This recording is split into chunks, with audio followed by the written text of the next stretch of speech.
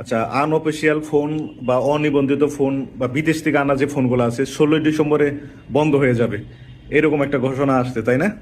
আসলে মূল যে তথ্যটা আমি বলি আপনাদেরকে, মানে আনঅফিসিয়াল ফোন হোক, অনিবন্ধিত ফোন হোক, বা আপনার বিদেশ থেকে আপনার ভাই বা আপনার কেউ পাঠাইছে যে ফোনগুলাই হোক, সেটা 16ই ডিসেম্বর 2025 আগে যতগুলা ফোন আছে প্রত্যেকটা ফোন বাংলাদেশ সরকার এটা স্বয়ংক্রিয়ভাবে প্রত্যেকটা সিমে, যে আপনাদের এক একটা ফোনের সিম আছে, ওই সিমের বিস্তারিত ডকুমেন্টস অনুযায়ী, মানে ওই সিমের যে আপনার ভোটার আইডি কার্ড অনুযায়ী যে সিম যে রেজিস্ট্রেশন করা আছে সেই অনুযায়ী বাংলাদেশ সরকার সকল ফোন 16 ডিসেম্বরের আগের কেনা, উপহার, বিদেশ থেকে আনা সকল সকল ধরনের ফোন সেগুলা স্বয়ংক্রিয়ভাবে নিবন্ধিত হবে, মানে স্বয়ংক্রিয়ভাবে নিবন্ধন করে দেবে, মানে বৈধ হয়ে যাবে। ঠিক আছে, এখন কথা হলো 16 ডিসেম্বর পরে কি হবে।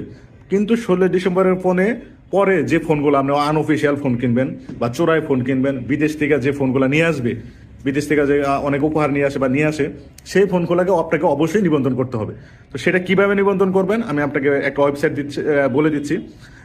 বাংলাদেশ এই যে আমরা বিটিআরসি একটা যে চেয়ারম্যান স্যার আছে সেটার একটা, সেখান থেকে একটা ওয়েবসাইট তৈরি করছে।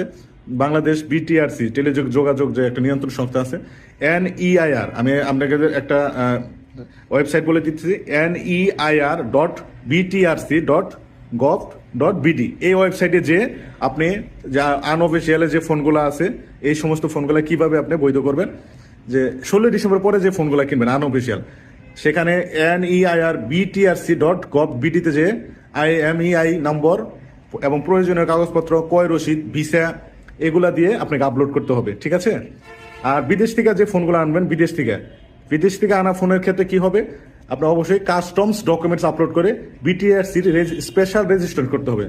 মানে বিদেশ থেকে যে ফোনগুলো আনবেন সেই কাস্টমস ডকুমেন্টস দিবেন, সেখানে যে NEIR যে বিটিআরসি যে ওয়েবসাইট আছে সেখানে যে আপনি কি করবেন আমি বিস্তারিত বলতেছি। বিদেশ থেকে ফোনগুলা এই যে বিদেশ থেকে আনা ফোনগুলা যেগুলা উপহার বা যে ফোনগুলো আসবে আপনাকে সেখানে সাবমিট করতে হবে। মানে NEIR এ যায় একটা অ্যাকাউন্ট খুলে সাবমিট করার পরে পাসপোর্ট, ভিসা, ইমিগ্রেশন, ক্রয় রসিদ, শুল্ক পরিশোধের যে প্রমাণপত্র যায় স্ক্যান কপি আছে, এগুলো সব দেবে। পাসপোর্ট, বিদেশের ফোনের ক্ষেত্রে পাসপোর্ট, ভিসা, ইমিগ্রেশন, ক্রয় রসিদ। আর উপহার যে ফোনগুলো আসবে সে উপহার প্রদানকারীর প্রত্যয়নপত্র লাগবে। কথা বুঝতে পারছেন? এইগুলো দিয়ে আপনাকে সাবমিট তথ্য দিয়ে সাবমিট বাটনে ক্লিক করতে হবে। এই 16 ডিসেম্বরের পরের ফোনগুলো, এটা আগের ফোনগুলো না। 16 ডিসেম্বরের আগের সকল ফোন অটো স্বয়ংক্রিয়ভাবে নিবন্ধন হয়ে যাবে। এটা নিয়ে কারো টেনশন করার কিছু নাই। সেটা যে কোনো ধরনের ফোন, বিদেশ থেকে আনা ফোন, আনঅফিসিয়াল, অফিসিয়াল, সমস্ত ধরনের ফোন 16 ডিসেম্বরের যে ফোন আগে যে ফোনগুলো কেনা ছিল এগুলো স্বয়ংক্রিয়ভাবে নিবন্ধন